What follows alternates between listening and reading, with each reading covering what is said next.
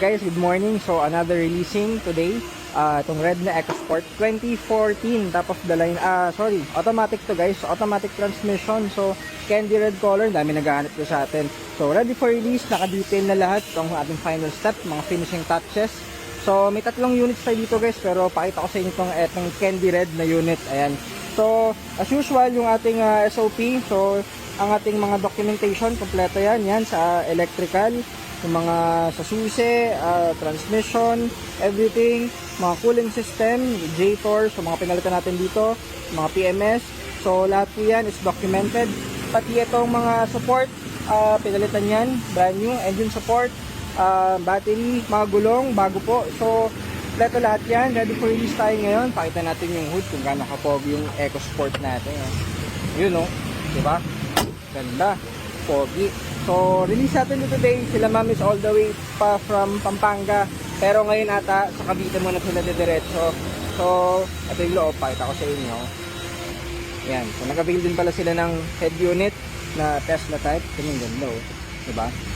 Saka RFID na. So, pwede na to kahit biyahe nila ma'am, Cavite or Pampanga. Ready for release.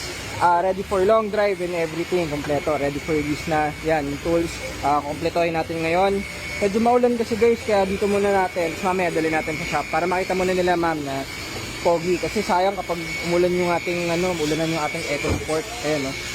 So, release natin to. And, ayun, stars ito, 2023 manufactured date. Yeah, bagong-bago. Alam naman, 5 years ang expiry ng mga gulong. Yan, no? Pogi. So, good morning guys. Maraming salamat. May dalawa pa tayo doon. Yung Black Edition natin, saka yung Ford Fiesta. So, release muna natin to. Then, on to the next tayo. Thank you guys. Good morning, DK Cars. Salamat. Yan, so ito yung unit ma'am, ayan, para makita nyo bago umulan. So, sure ma'am, syempre, pwede. Yan, so pakita ko sa inyo, yan, kita nyo, napakakinis, pogi ng unit.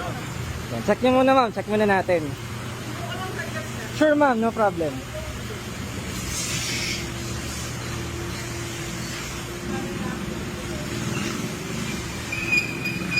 Ayan, so, i-videoan lang daw nila ma'am, kasi bago natin dalhin dito sa shop. Ganyan naman guys, wala kasi tayong bubong. Ayan o, kaambon-ambon na. So, para makita nila gano'ng kapogi yung unit. Ayan.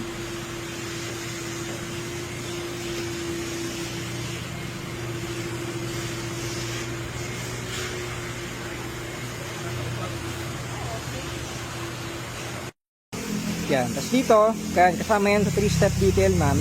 Ayan, ito yung battery. So, kapalitan natin yan. Kapon kasi wala pang stock. Yan, yung mga sa transmission, nakita nyo naman sa video, pinalitan. Cooling system, yan yung radiator nyo, brand new. Yung mga hose, PMS, pati yung mga spark plug, syempre. Ito yan, ito yung engine support. So, kasama po yan. So, kapag mamaya, pag start, walang kahit anong vibrate yan. Kahit anong squeaking sounds, kalampag, zero. Kaya, okay, everything good. Na-testing na rin sa long drive. Kompleto yan, syempre. Ano po ba yung mga belt dati? Kompleto po, pati yung timing ma'am. Ito yung timing belt dito. Kasama yon. Bago rin yun. Oo, syempre. Kasama po yun. Kahit mababa yung mileage, inaano namin. Hindi lang makikita ngayon. Nasa loob siya ma'am, oo. Nandun siya sa loob. Pati yung tensioner niyan, timing belt tensioner. Yun.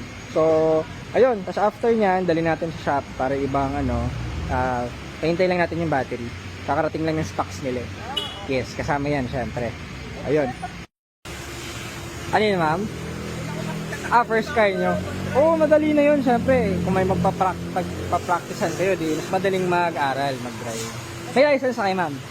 May license na kayo. Ayun, pala eh.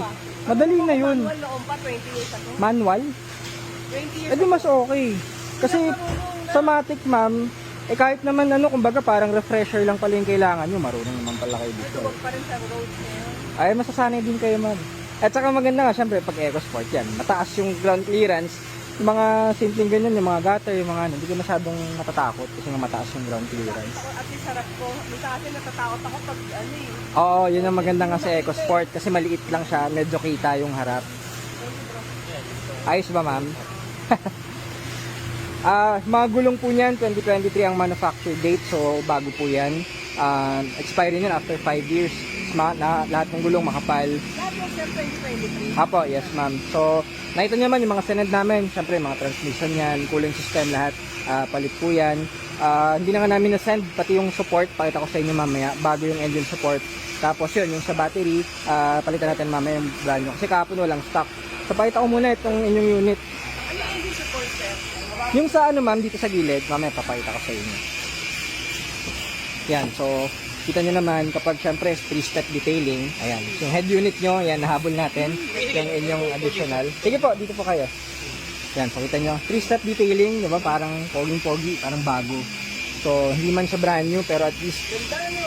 oo, kaya kasama yan doon sa pinibili nyo, 3-step detail, oo, so lahat po yan, pati sa engine, mamaya pakita ko yung sa head unit. So kahit fabric yan ma'am, kita nyo pag naka-engine, 3-step detail, wala siya mga kahit anong markings. So mga bonus na lang yan, syempre yung priority natin, mga engine, mga transmission, mga pangilalim, so lahat naman yon gawa natin. Saka ito, bukod doon, mababa lang yung mileage niya. 38, oo. So kahit 38 lang yan, full refresh pa rin dagdag nyo sa unit. Yan, so pakita ko yung sa hood ma'am. Ito, check nyo rin yung sa likod. Yan. Ang linis eh. Walang ano, mga mark. Oo, yun yung kapag 3-step. So ito ma'am yan, nare-recline yan pa likod. Naangat din to. Itong mga seats nyo. Ay, hindi ko lang sure kung napakita na sa inyo dati. Naangat to ma'am. Abante ko lang ito mamaya. Pakita ko sa inyo. So, ayun. So, ganyan siya ang 3-step. Kahit sa labas yan. Wala siyang mga swirl marks and everything. Pero sir, yung ano ba nito, paano tayo naalis? Yung kung ano yung key mo, yan din yung gamit? Oh, pakita ko rin sa inyo mamaya ma'am. Papatanggal natin to. Spare tire yan. Tools, kumpleto po yan. Ayan. So, sa likod, syempre malaki yung space nyo. Yan. Sa tools, oo. TV kasi parang, sa cellphone parang lift eh. Ayan.